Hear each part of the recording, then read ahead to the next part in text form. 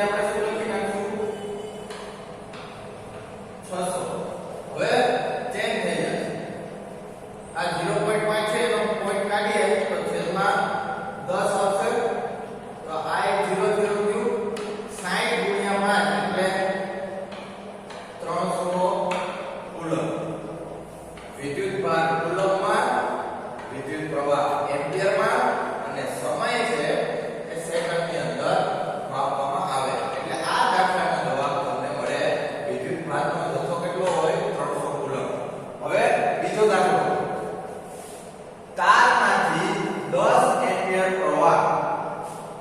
10 ampere પ્રવાહ એટલે કે I બરાબર 10 એમ્પિયર બરાબર અમુક સમય સુધી એટલે કે અમુક સમયને તમારી પાસે t નથી એટલે p શોધવાના વિદ્યુત ભારનો જથ્થો કેટલો આપ્યો છે q બરાબર 100 કુલમ તમારી પાસે સૂત્ર છે આ I બરાબર q ના છેદમાં t ક્લિયર તો t ને ઘટના બનાવો તો t બરાબર q ના છેદમાં I q બરાબર કેટલા આપ્યા છે 100 અને I બરાબર 10 તો 0 0 ગયા તો તમને t બરાબર શું મળશે 10 સેકન્ડ ક્લિયર દાખલાનો જવાબ 10 સેકન્ડ ઓકે હવે આપણે આગળની થિયરી તરફ વધીએ તો આપણે આગળની થિયરી તરફ જઈએ કે વિદ્યુત સ્થિતિમાનનો તફાવત વિદ્યુત સ્થિતિમાનનો તફાવત શબ્દ આવ્યો એટલે તફાવત છે એ કમ્પેરીઝન કહેવાય કમ્પેરીઝન કોઈ પણ બે વસ્તુ પદાર્થ બિંદુ એના આધારે થતું અહીંયા વિદ્યુત છે તો બે બિંદુ વચ્ચે વિદ્યુત સ્થિતિમાનનો તફાવત v છે વિદ્યુત સ્થિતિમાનનો તફાવત છે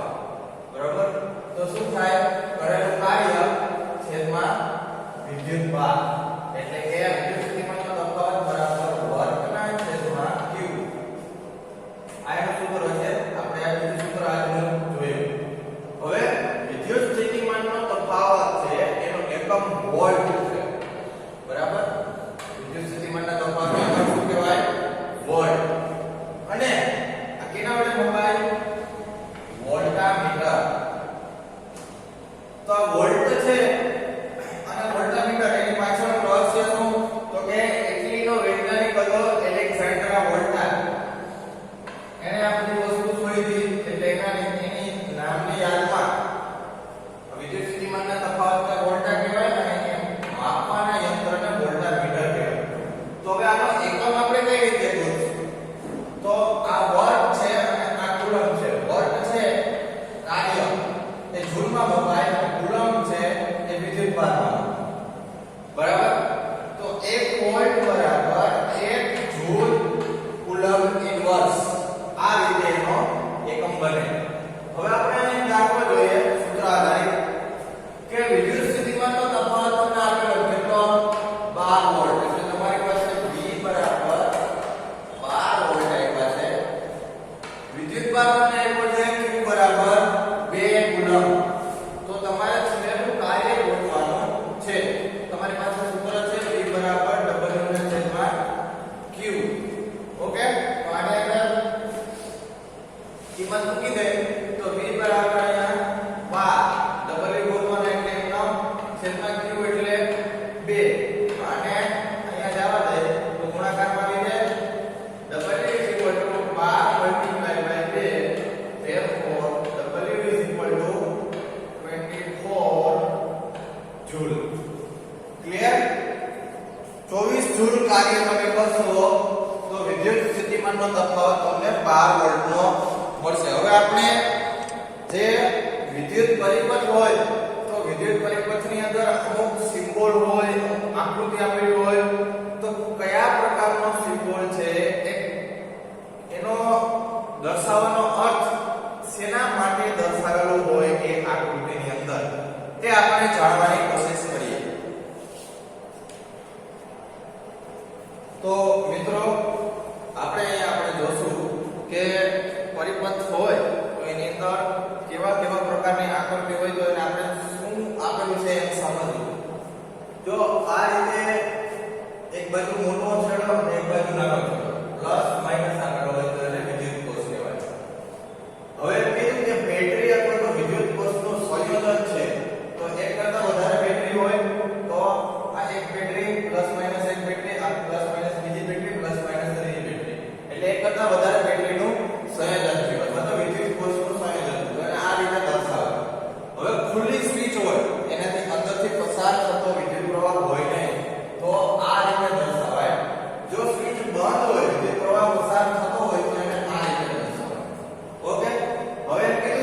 બે તાર વચ્ચે જોડાણ કરેલું છે તો આ એક તાર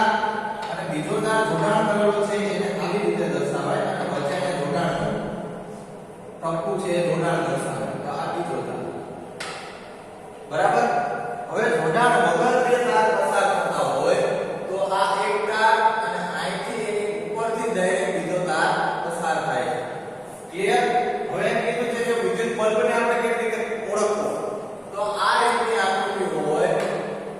તો એને વિદ્યુત બલ્બ કહેવામાં આવે હવે એમ કીધું છે કે આ જે બેટરી છે એની સાથે અવરોધ જોડેલો છે તો અવરોધ છે એને આ રીતે દર્શાવવામાં આવે છે તો આવી આકૃતિ હોય અને ઉપર તાર લખેલો હોય કે ના હોય પરંતુ આવી આકૃતિ હોય તો એ અવરોધ છે એ મીટર તો એ મીટર આવી રીતે દર્શાવાય એક બાજુ પ્લસ માઈનસ સર્કલ કરીને અંદર એ લખેલો હોય અને એવી રીતે વોલ્ટામીટર તો વોલ્ટામીટર પણ એવી રીતે સર્કલ કરેલું હોય પ્લસ માઈનસ હોય અને અંદર છે એ V લખેલો હોય બરાબર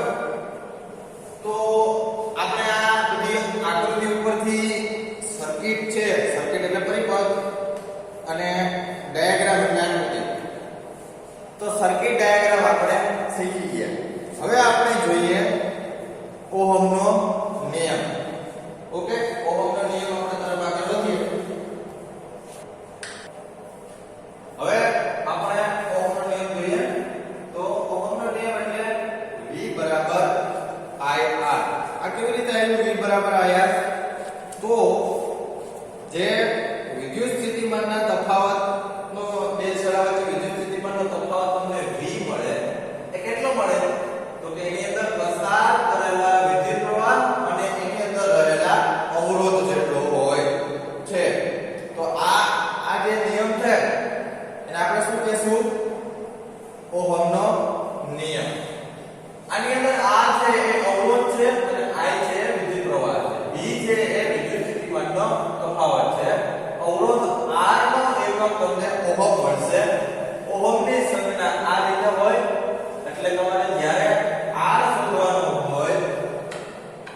તો V ના છેદમાં I આ સૂત્ર મૂકવાનું એટલે તમને અવરોધ મળી જાય હવે આપણે આગળ જોઈએ જોડાણ તો આપણે સામાન્ય રીતે બે પ્રકારના જોડાણ ભણવાના આવે શીખવાના આવે અને સમજવાના આવે તો શ્રેણી જોડાણ આવશે અને સમાંતર જોડાણ તો આપણે અહીંયા પહેલા શ્રેણી જોડાણથી ચાલુ કરીએ તો આપણે આકૃતિ એવી એની સંજ્ઞા પ્રણાલી આપણે જોઈએ તો સર્કલ અને વચમાં એ હોય પ્લસ માઈનસ ની નિશાની તો એને એ મીટર કહેવાય આ વોલ્ટામીટર આ અવરોધ 1 2 3 આ કળ છે પણ કેવી બંધ છે આ પ્લસ માઈનસ એક કરતા વધારે બેટરી જોડેલી છે ક્લિયર આ સંજ્ઞા પ્રણાલી આ રીતે તમને પરિપથ આપેલો હોય હવે આની અંદરથી આપણે શ્રેણી જોડાણ એ શીખશું જ્યારે આની અંદર ત્રણ અવરોધ છે તો એમાં વિદ્યુત સ્થિતિમાનનો તફાવત કેટલો મળશે V બરાબર પહેલા માટે V1 બીજા માટે V2 અને ત્રીજા માટે V3 બરાબર ત્રણે ત્રણ અવરોધ માટે અલગ અલગ વિદ્યુત સ્થિતિમાનના તફાવત મળે હવે આપણે સૂત્ર વળ જાણીએ છીએ કે V બરાબર IR થાય બરાબર V બરાબર શું થાય IR હવે વિદ્યુત પ્રવાહ તો ત્રણે ત્રણ અવરોધમાં સરખો હોય પણ ત્રણ અવરોધ છે એ અલગ અલગ છે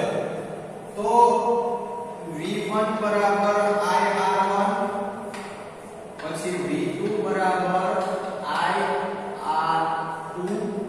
અને V3 બરાબર IR3 ત્રણે ત્રણ અવરોધ માટે વિદ્યુત સ્થિતિમાનનો તફાવત આપણે શોધી લીધો હવે આ સૂત્રની અંદર અથવા તો આ સૂત્રની અંદર V1 V2 અને V3 ની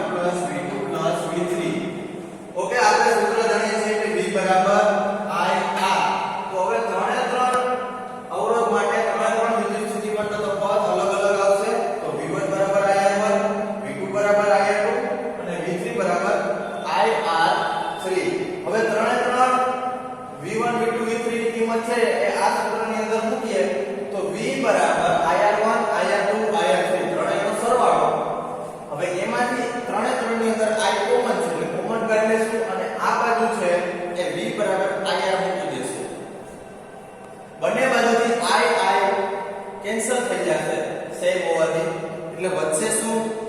r બરાબર r1 r2 r3 જે અવરોધોના શ્રેણી જોડાણનું સૂત્ર છે ક્લિયર હવે આપણે આગળ જોઈએ અવરોધોનું સમાંતર જોડાણ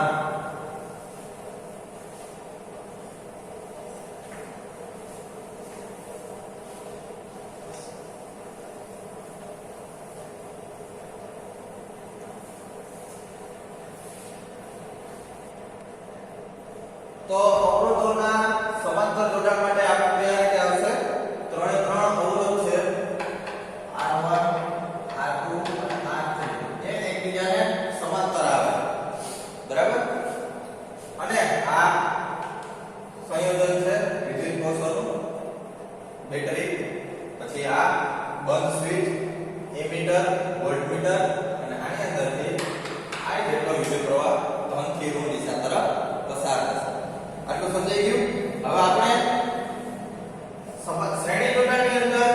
V બરાબર V1 V2 V3 લેતા આની અંદર I બરાબર I1 I2 I3 લેવાનું ક્લિયર હવે આની અંદર તમે ઓહમનો નિયમ વાપરશો ઓહમનો નિયમ શું કે I બરાબર V ના છેદમાં R P મુખ્ય માટે બરાબર તો પેલા વિદ્યુત પ્રવાહ એટલે કે આની અંદર જે I1 વિદ્યુત પ્રવાહ પસાર થશે R1 ની અંદર R2 ની અંદર I2 વિદ્યુત પ્રવાહ અને R3 ની અંદર I3 વિદ્યુત પ્રવાહ તો અહીંયા I1 બરાબર V upon R1 I2 બરાબર V upon R2 એવી જ રીતે I3 બરાબર V upon R3 હવે આ ત્રણે ત્રણનો સરવાળો એટલે કે I1 I2 I3 ની કિંમત કેટલી થાય તો I બરાબર V upon R1 V upon R2 V upon R3 આટલું સમજાણું હવે આ I ની કિંમત આપણે પાસે મૂકીએ એટલે V upon RT સમજાણું હવે આ બધામાંથી V કોમન કાઢીએ એટલે V બરાબર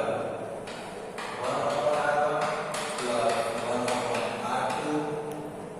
plus 1 upon R3 આ અંશમાં છે આ બાજુ ગુણાકાર છે અહીંથી અહીંયા આ બાજુ આવે તો છેદમાં જશે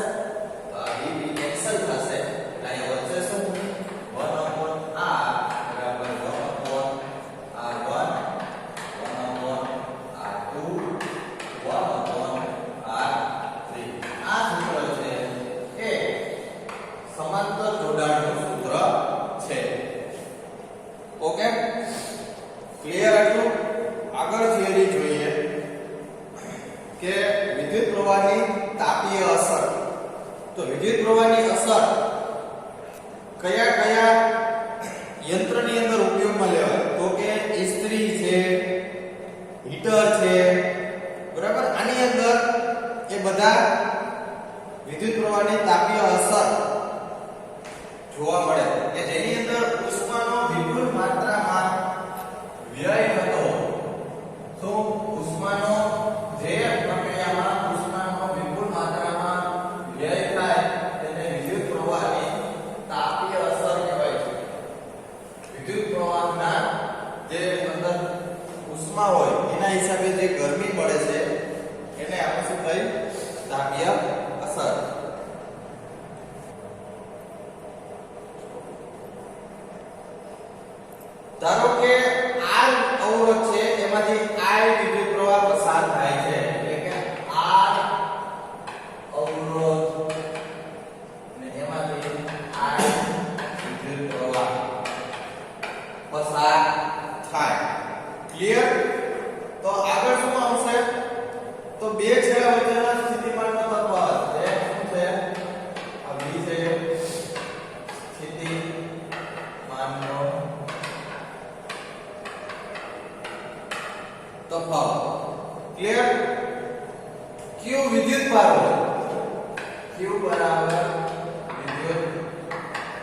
ભાર અને ટી છે એ સમય હોય તો આપણે એક સૂત્ર મળશે પાવર નું તો પાવર P બરાબર આ વિદ્યુત સ્થિતિમાનનો તફાવત એને ગુણ્યા વિદ્યુત ભાર અને એને અંદર પસાર લાગતો સમય બરાબર q ના છેદમાં t એટલે આપણે જોઈ ગયા I થાય તો પાવર P બરાબર VI એના પર આઈડિયા માં નવું નેટવર્ક આવ્યું ગીગાબાઈટ n P બરાબર VI હવે આ સૂત્રને પણ હજી આગળ મોડિફાઈ કરીએ તો આની અંદર ઉત્પન્ન થતી ઉષ્મા H બરાબર VIT આમ થાય હવે આની અંદર આપણે ઓહમનો નિયમ વાપરીએ તો H બરાબર VI એકલ I સ્ક્વેર RT આ સૂત્ર મળે ક્લિયર આ સૂત્ર છે એ ઉષ્મા કે કોઈ પણ પદાર્થની અંદર કેટલી ઉષ્મા ઉત્પન્ન થઈ એમ કે તો આ સૂત્રની મદદથી શોધી શકાય હવે વિદ્યુત પ્રવાહની જે તાપીય અસર છે એનો ઉપયોગ કઈ કઈ જગ્યાએ થાય અથવા તો વિદ્યુત પાવર છે તો વિદ્યુત પાવર એટલે શું તો વિદ્યુત પાવર એટલે કે જે કઈ પરિપથ છે એની અંદર જે વપરાતી ઉષ્મા છે અથવા તો જે ઉષ્મા વ્યય થાય એ ઉષ્માને શું કહેવાય એ ઉષ્માના જે વ્યય થયો એ જેટલો જથ્થો વ્યય થયો એનો દર છે એ વિદ્યુત ઊર્જા આપે એટલે કે પાવર P બરાબર VI આયા મળી ગયા તે પાવર P બરાબર VI બરાબર P હવે આની અંદર VI તો V એટલે V ની કિંમત મૂકીએ તો P બરાબર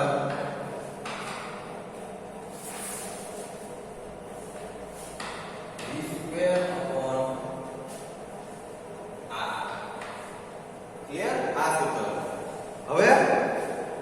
પાવર નો SI એકમ વોટ છે ઓલું વોલ્ટ હતું આ વોટ છે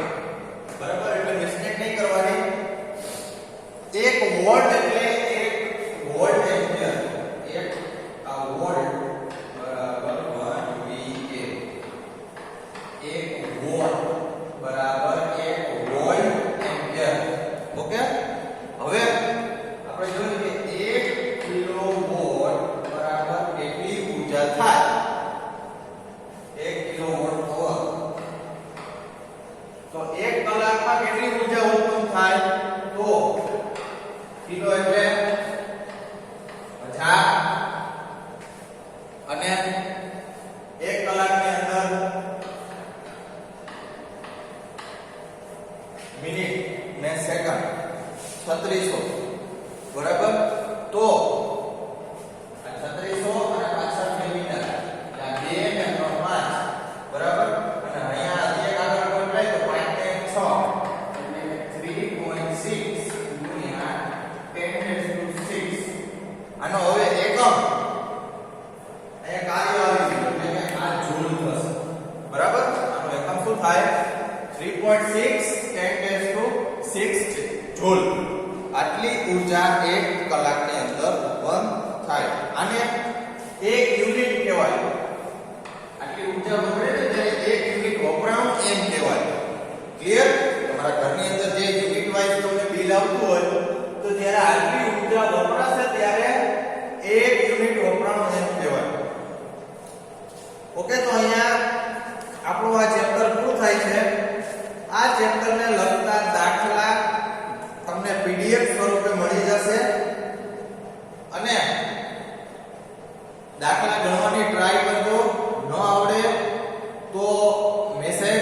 અથવા તો ફોન કરી શકો છો મારા નંબર ગ્રુપમાં છે એટલે તમને એનું સોલ્યુશન છે એ મળી રહે ઓકે તો આવતા ચેપ્ટર સુધી બધાને જય શ્રી કૃષ્ણ અને જય દ્વારકાધીશ.